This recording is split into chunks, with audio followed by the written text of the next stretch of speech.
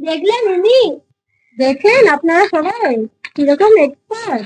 Welcome to our channel Rumki রিমির kitchen. আমাদের রেসিপিগুলো পছন্দ করার জন্য আপনাদের সকলকে ধন্যবাদ।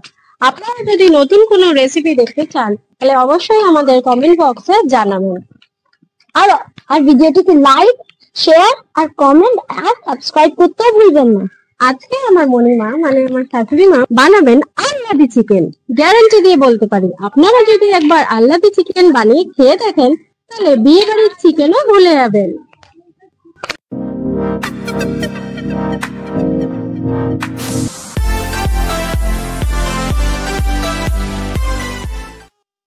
আল্লাদি চিকেন করতে প্রথমেই 3টে পেঁয়াজ কুচি করে নিলাম।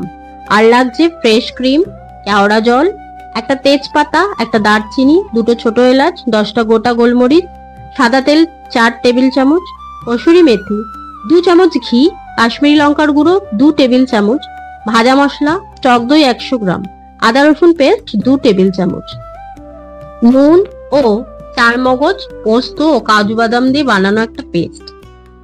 এরপর 700 গ্রাম মতো চিকেন নিলাম এবং একটা ছুরির সাহায্যে চিকেনের পিসগুলো ছিঁড়ে নেব যাতে মশলাগুলো ভালো করে ভিতরে ঢুকতে পারে।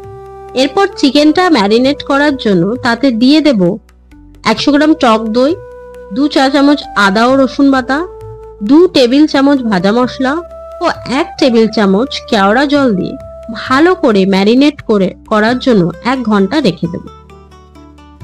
যাই এর ফাঁকে দেখে আসি ছেলেটা আবার কি দুষ্টুমি করছে।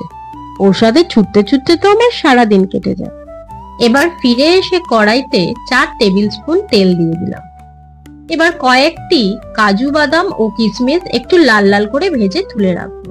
এরপর কুচো করা পেঁয়াজটি তেলে দিয়ে একটু লাল লাল করে ভেজে সেটিও তুলে রাখবো।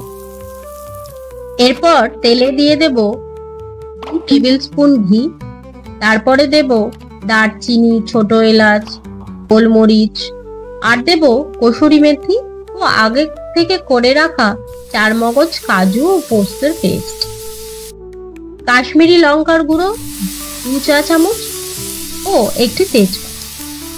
এবার এক এক করে চিকেনের টুকরোগুলো কড়াইতে দিয়ে দেব এবং এতে স্বাদ মতো নুন দিয়ে 4-5 মিনিটের জন্য চাপা দিয়ে ভালো করে কুক করে নেব।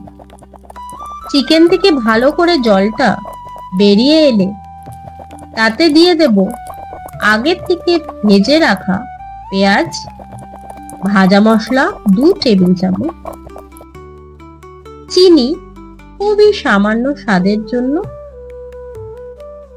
এবং মাংসটি সেদ্ধ হওয়ার জন্য লো ফ্লেমে 10 থেকে 15 মিনিট চাপা দিয়ে রেখে দেব। মাংসটি একটু সেদ্ধ হয়ে এলে তাতে ফ্রেশ ক্রিম দিয়ে ভালো করে নেড়ে চেড়ে নামিয়ে নেব।